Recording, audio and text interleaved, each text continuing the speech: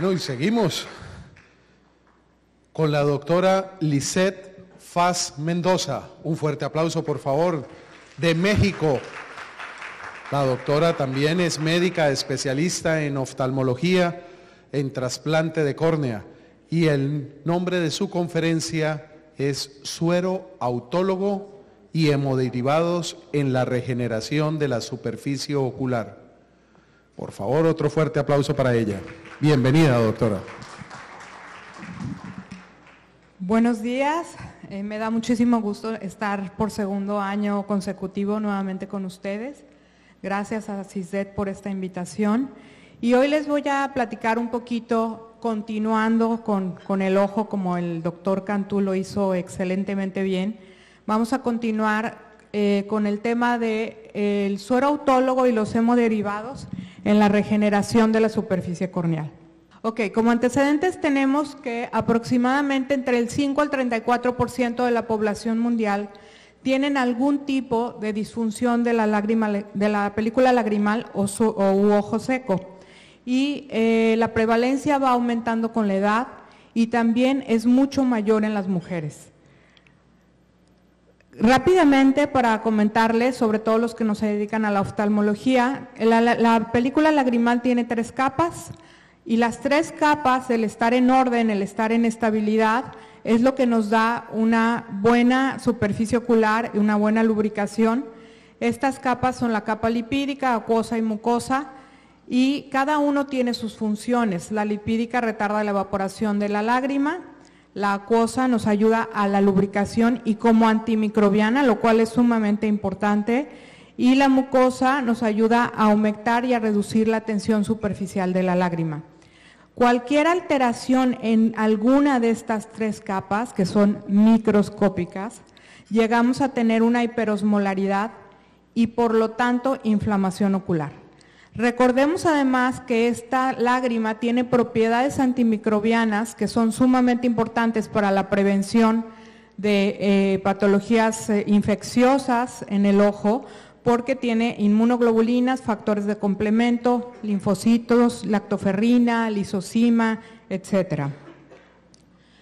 Los factores de riesgo para tener un ojo seco son básicamente la edad, que a mayor edad, mayor riesgo. Son mujeres 2:1, dislipidemias, deficiencias nutricionales, como lo comentaba el doctor Cantú, cambios hormonales en mujeres posmenopáusicas son muchísimo mayores, contaminación atmosférica, disminución de humedad, radiación y sobre todo lo que se dio muchísimo después de la pandemia, exposición prolongada a los gadgets, a las pantallas. Hemos visto casos en la clínica de ojo seco en niños, lo cual antes era prácticamente imposible de ver. Ahora lo hemos visto de una manera y de una severidad alarmante debido a estos cambios. Tenemos 2 tipos de ojo seco, el por falta de producción, que el 40% de los casos puede llegar a ser autoinmune, y en este caso la deficiencia es prácticamente de la capa acuosa. Hay ciertas enfermedades autoinmunes que nos dan este ojo seco. Aquí tenemos una fotografía clínica con tinción de fluoresceína y todo lo que tiñe son erosiones en la córnea. Y tenemos un ojo seco evaporativo en el que prácticamente las glándulas de meibomio del borde palpebral es lo que está alterado, por lo tanto la capa lipídica o la capa de ácidos grasos es lo que está acumulándose en esta zona y a veces se combina con algunas partes de la flora normal del ojo y llega a darnos infecciones. La estructura de la córnea, a grosso modo, tiene 3 capas, un epitelio, que es la parte superior del sándwich, digámoslo así, un estroma, que es el jamón, y un endotelio, que es el interior. Entonces, es sumamente importante saber que la córnea per se es impermeable. Es decir, no capta las moléculas de agua, no capta las gotas, no capta nada tópico, si no tuviese microvellosidades. Las microvellosidades, que es la parte más superficial del epitelio, estas pequeñas microvellosidades que semejan a un terciopelo, son las que realmente hacen que se capten las moléculas de agua, las moléculas de lágrima y todos los medicamentos tópicos. Pero cuando tenemos una lesión en estas microvellosidades por ojo seco, tenemos áreas, como en este caso en una microscopía confocal vemos áreas sin células, áreas totalmente sin células prácticamente, y esto se traduce clínicamente en esto, erosiones en las córneas que pueden llegar a darnos ulceraciones. Por eso hablamos el día de hoy acerca del suero autólogo, del plasma rico en plaquetas, que son preparados biológicos y heterogéneos que nos ayudan a la reparación de la superficie ocular. El primer reporte del uso tópico ya tiene muchos años, aproximadamente el 84, posteriormente fue aprobado por la FDA y actualmente se utiliza en todo el mundo de manera muy extensa. Su composición es muy similar a la de la lágrima en términos de osmolaridad, porque tiene alto contenido en lactoferrina, en vitaminas, factores de crecimiento, inmunoglobulinas, vitamina A, albúmina, pero el plasma rico en plaquetas tiene además propiedades regenerativas y de cicatrización, ya que tiene fibronectina y citocinas mucho mayor, factor de crecimiento transformante, mucho mayor que el suero. Aquí tenemos un estudio, rápidamente les comento, un comparativo de cómo la densidad celular después de 12 semanas de uso es mucho mayor cuando utilizamos el plasma rico en plaqueta que en suero autólogo y es significativamente mucho mayor.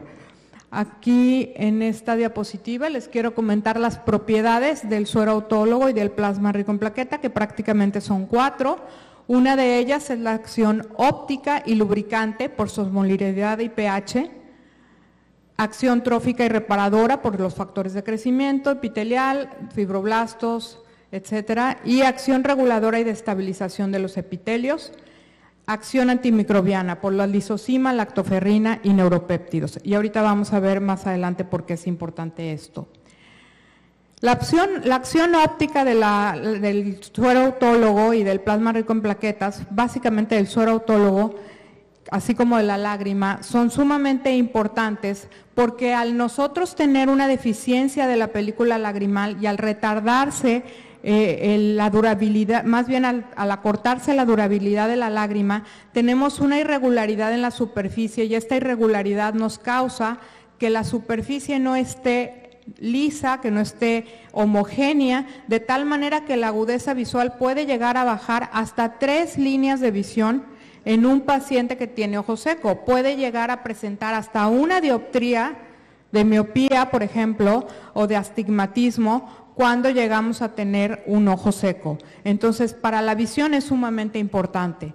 También son sumamente importantes como acción trófica y reparadora cuando llegamos a tener esas erosiones por falta de lubricación. Y también es importante porque tiene esa acción reguladora y de estabilización de las 3 capas de las que les hablaba. Además en la acción antimicrobiana, porque llegamos a ver que pacientes que tienen ojo seco pueden llegar a tener úlceras por la deficiencia de la película lagrimal y esas úlceras condicionar una infección también microbiana por bacterias, por hongos y llegar a tener daño muy severo en el ojo.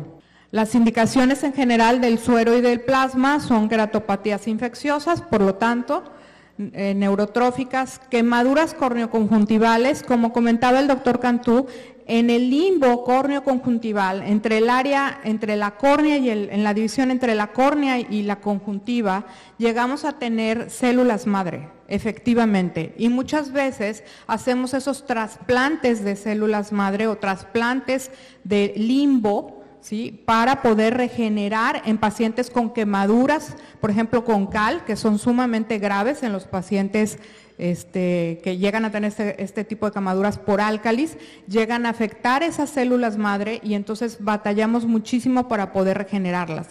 De tal manera que el suero autólogo y el plasma vienen a ser un coadyuvante para estos casos. En defectos epiteliales persistentes o también lo utilizamos en reconstrucciones poscirugía, usado incluso con membrana amniótica. La preparación del suero es muy sencilla, se extrae y se va a diluir con una solución isotónica, usualmente se realiza al 20%, aunque vamos a ver que hay casos que lo usamos al 100%.